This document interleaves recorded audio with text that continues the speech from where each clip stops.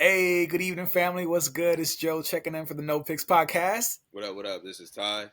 What's up, What Ty? up, How you family? feeling, baby? You good? Yeah, I'm ready. I'm ready. Let's get active. Let's get active. Let's get active. Let's do this. We back at it, y'all. So we're gonna switch up the format a little bit. So we want to react to some content that we feel as though is relevant to the things that we speak on in our episodes.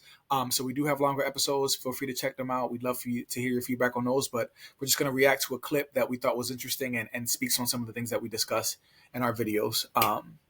So thanks to Ty, he found this clip. I thought it was an interesting clip. Let us know what y'all think. We're gonna cue it up, all right? All right, here we go, fam. All right.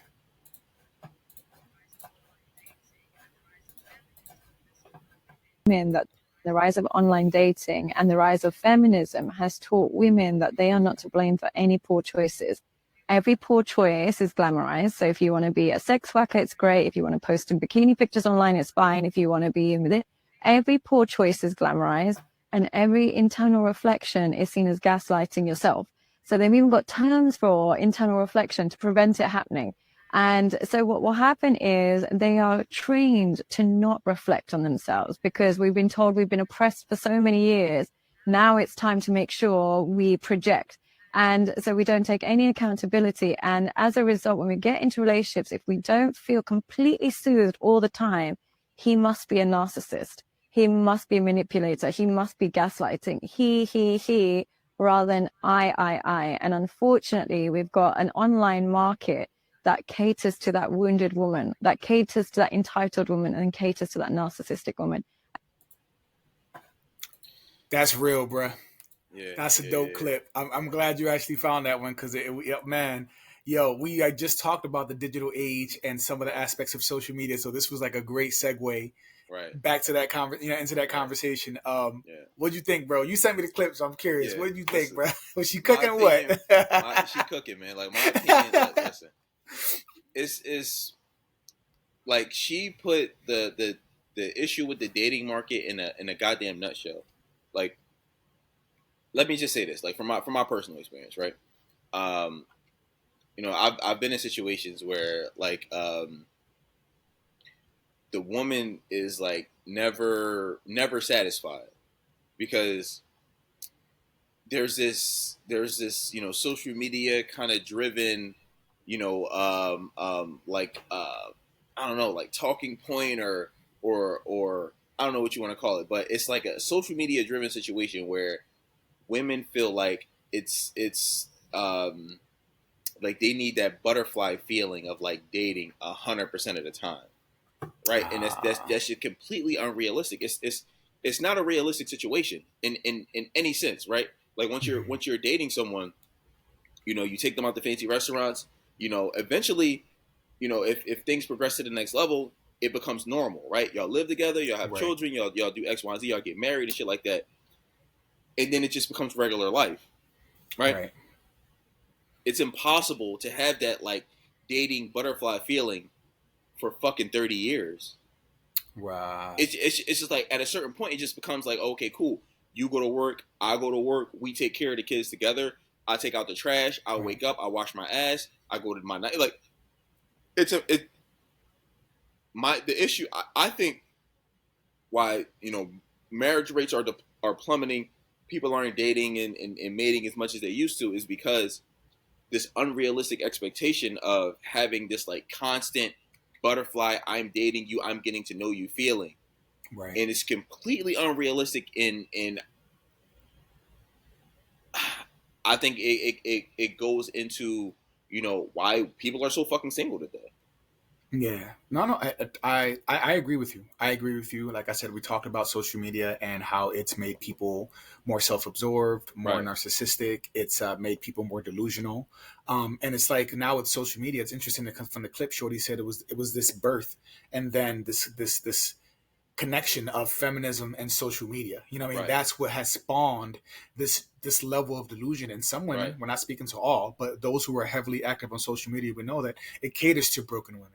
It caters to women who have been hurt and are looking for some form of validation with other people who have also been hurt. It caters to that. You know what I mean? So I agree. And I agree that marriages have plummeted because I think social media is a huge contributor to that too. Because it's terrible, bro. It's huge. It's huge. Terrible.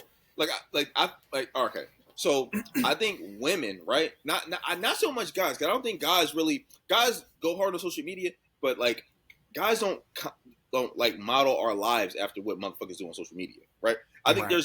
there's a healthy level of skepticism that men have for social media, right? Like I don't Right. know, I can like when I see shit on social media, I'll be like, bro, like I question that shit. I'll be like, I don't know about that, right? Yeah. But like, bro, like, but yo, women will see a relationship on social media and think like when they see relationship goals, but they like, oh shit, like they together, they doing this, they in Sandra, Yeah. hey, they here, they there, that.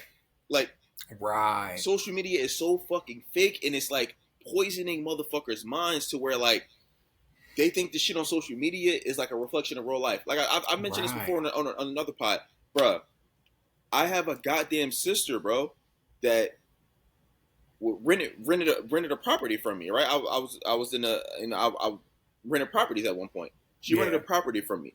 She couldn't pay her rent, but she was in Puerto Rico balling out, killing it. Right. So if you just look at her fucking social media, you would think like, oh, you know what? That chick is killing it. She's Right. out here killing the game. But Right. she's coming back from Puerto Rico, and I'm like, yo, what's going on? Like, where's my money? You in Puerto Rico buying shots for motherfuckers for Puerto Ricans you don't even know. Right. And she's like, well, you know, about that. Like, I ain't got no money. She doesn't have. They don't have this money, but like this life that y'all see on social media is fucking fake, bro. And Yeah. the same goes for the romanticism part. You don't see these motherfuckers fighting and throwing drinks at each other's face at behind closed doors. The women don't see this shit. Guys have a healthy skepticism, but women are like, damn, this is relationship goals. Right. So they take it to that level and are willing to be like, yo, you know what? If I don't feel like how I think this girl feels that I see on social media all the time, I'm splitting from this dude. I'm gonna get a divorce. I'm gonna break up with this dude. Right. It's crazy. It's crazy, bro. It's a cycle, you know, because you have the people, and we're talking about shorties who go on there and, you know, they'll post the revealing pics, they'll post the bikini pic, they'll do it for the likes, they'll do it for the validation, they'll do it so they can feel good about, so people can celebrate their bodies and then compliment them. But it's also women just trying to keep up with the Joneses. It's like they see everybody else's lifestyle. And it's like, I want that. If the man I'm with can't treat me like that, if we ain't going to all these high fat, you know, classy restaurants, and we ain't going to hotels and having trips to Dubai and doing all that, Morton's, if he can't do that for me, Steak 48, yeah, Chima. And what's crazy, I feel like the average woman, and I don't mean average as far as her parents, but just like the everyday women, like real normal women who who aren't celebrities, who aren't famous, who aren't IG models who've had work done and Photoshop all of their pictures and use all the filters. Just real women are becoming like kind of lost, bro. Like it's rare to just find a shorty who like isn't caught up in the social media hype. It's rare for, you know, I can't even mess with shorties, and I'm married, but even before I got married, I could never entertain a woman who was heavily on social media. If you had a business, like a real business, not an MLM or a tummy tuck tea or some Herbalife, like a real business, and you were promoting it, that's different. But the shorties who was on there just like Shade Room and IG influencers and all these pages, like I can't mess with a woman like that. Taking pictures of all their foods and putting them up. Like for me, people who give too much stock into social media that way, I have a lost connection with too. It's like, we're the real women, you know, who know that this shit is just fantasy, that this is not, you know, real life and not everyday life. It's not. And she mentioned in the clip that where you know, women could do whatever. They could make an OnlyFans. They could do whatever. They could do all types of bikini pics and all that. And like, there's no shame, bro. I'm here to tell you, there's shame. Like, listen, you put the bikini pic chicks that's showing a whole nice huge asses, and you know the OnlyFans chick. You put them in a different. Men put y'all. Let me say this. Men put y'all in a different category than they do women that they consider to be like more, you know, mom or wife appropriate. Right. Like y'all, it's the two aren't the same. Like y'all putting the same, like the ceiling. Let me put it this way: the ceilings are different, right? One has a ceiling of, hey, you know what? You know, we can go out on some dates. You're pretty. We can, you know, take some pictures together, whatever, blah, blah, blah. We can have basically, you're a good time girl. Right. The other group of chicks that isn't, hey, you know what? Let's do OnlyFans. Let's, like, you know, show our whole ass on social media, have our titties out with a star on it. And you know what I mean? That's considered a wife. That's considered a girlfriend you would take serious, or somebody you want to have your child. Exactly. And we've been this way for a long time. We've had this mentality for a while. We know that, like I said, in my mind, the way I phrase it is there are wives and then everybody else. Two types of women: the wives and all the other ones. And I don't mean your family, your kids. I mean like just women out in the world. There are the wives. And there are those who are for recreational use, for practice, to get better at whatever you got to do. You got, you got to get your practice. Yeah. But like, sometimes we get shamed for that, or people are like, you're hypocritical. Like you worry about a woman's body count and everything that she's doing if she's too promiscuous. But at the same time, you also like poles and sex workers, and you guys want to have sex with these women. But it's like, no, men could love sex, but also value purity. Those things can coexist. There are two separate things, but we know the women that we're going to take seriously and vet and actually give our last names to, or propose to, and the ones that we're like, oh no, we're just going to have fun with this one. You know what I mean? Like, it's a difference. And I feel like women are mistaking sexual attention for like this desire to want to marry you. And it's like, no, we just see what you put on Instagram. So I'm trying to see what that mouth do. I'm trying to see what that body look. You already putting off all. You know what I'm saying?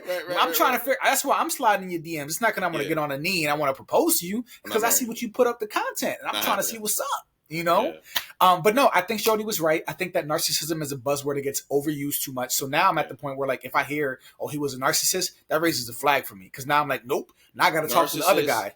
Toxic. There are like 7 There's like these buzzwords, bro. There's buzzwords that women use. Controlling, controlling, narcissist, toxic. Basically those are the 3. Because every time a relationship doesn't work out with a woman, that's what she tells her friends and everybody else. That's what the guy was. Narcissist, controlling. What was the third one? A narcissist, controlling, toxic. Toxic. Toxic. Yeah, narcissism for me is one of the, once I hear women, and the thing is, I was labeled as such when I got out of a relationship, but I'm like, you're calling me a narcissist, you're calling me toxic, you're calling me controlling. And it's like, sure, like, like anybody who really knows me is like, you're not talking about Joe. They just get, bro. It's boilerplate. Bro, listen, they all say the same thing, bro. Like, it just is what it is. But I think we should, end it here. We'll leave it at that and see what y'all got to say. Yeah, I'll add one last piece, and I'll say just for the audience, for everybody who's listening, when have you ever known a woman to say, damn, I had a good man, but I messed up? Can you recall any time you heard any of your female friends, your family say, damn, I had a good man and I messed up? Please let us know if you've ever heard, how many times, if you have, but it's rare to hear a woman say, it was my fault. I fucked up. I lost that good man. Now I got to live with that. I've never heard a woman say that, bro. And I don't think that's a coincidence. I don't. So I'm going to leave that food for thought. If you can look back and see if you can find somebody like that, that's fine. Listen, guys, subscribe, comment, subscribe, comment, share. Let's have a conversation about this. Let's have a conversation, y'all. Yeah. Let us know what you think. No pics. We getting out of here.